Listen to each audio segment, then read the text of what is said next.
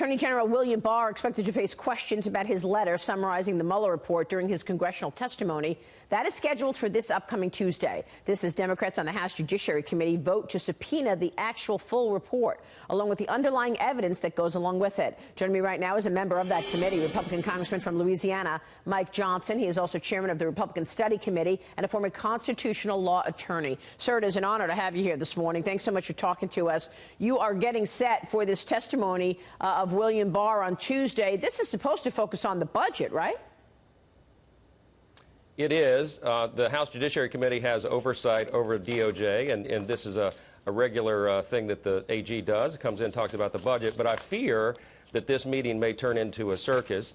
Our Democrat colleagues, as you've seen over the last several weeks, are really on a tear. They really want to dig into Attorney General Barr, and they're not giving him, I think, the respect that is due. The subpoena that they voted to release at our meeting last week was completely unnecessary. I mean, Maria, you know, the Attorney General has said that he's working diligently to release the Mueller report. The House voted 420 to 0 to release that. But our understanding on the Republican side is that that would be done within the bounds of the law. That's the Attorney General's responsibility. I think he's doing that diligently, and I hope that Democrats on the House Judiciary Committee will allow him to do just that. So let's talk about that. What is in the bounds of the law? You're a former constitutional lawyer.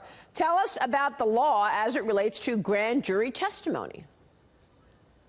Yeah, there's the federal rules of criminal procedure are very specific about this. This is part of the rule of law in this country, is that we don't release grand jury matters. It's very sensitive information for all the obvious reasons. Now, there are exceptions to that, but you have to go to a federal court and convince a judge that certain portions of grand jury material is subject for release. The House Judiciary Committee, under Chairman Nadler, have decided to bypass all of that.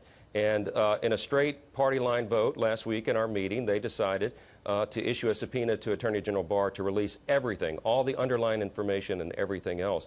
We think that's a big mistake. Yeah, and at the end of the day, Maria, the problem here, well, look, they've weaponized the oversight responsibility of Congress. This is for pure partisan politics. And it's a Pandora's box that I think we should not be opening. Honestly, Congressman, I think the American people are sick and tired of hearing politicized, weaponized our agencies that we have so much trust in or had such trust in.